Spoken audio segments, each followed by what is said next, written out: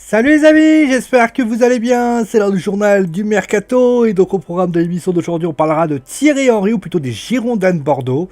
On ira ensuite voir l'Olympique de Marseille, pour terminer avec le Paris Saint-Germain, plutôt PSG, contre Barcelone.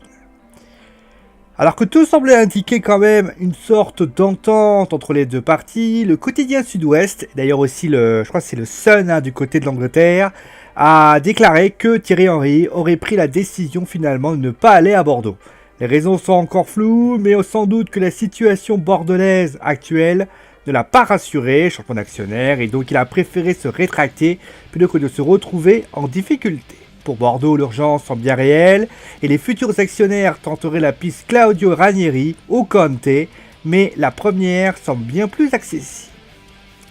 Joueur important de l'AS Roma, et surtout il a connu Rudi Garcia, le quotidien L'équipe annonce que l'OM aura bien trouvé un accord avec Strootman. La somme donnée serait de 30 millions d'euros, donc 25 plus 5 millions d'euros en bonus, avec un salaire de 4,5 millions par an pour un contrat de 5 ans.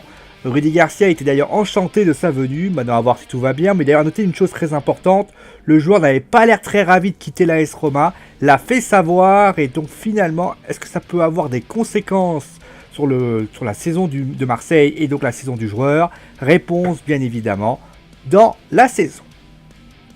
Après Neymar et Verratti l'an passé, c'est désormais Rabiot et Rakitic cette année.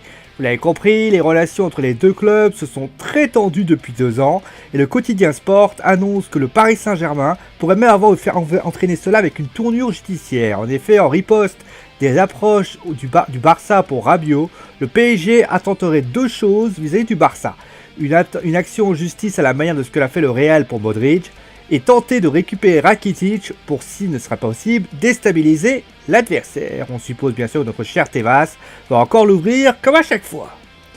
C'est terminé. Et oui, soyez pas tristes, c'est terminé bien sûr pour le JDM. Gros bisous tout le monde, prenez soin de vous, amusez-vous bien, et à la prochaine. Bisous.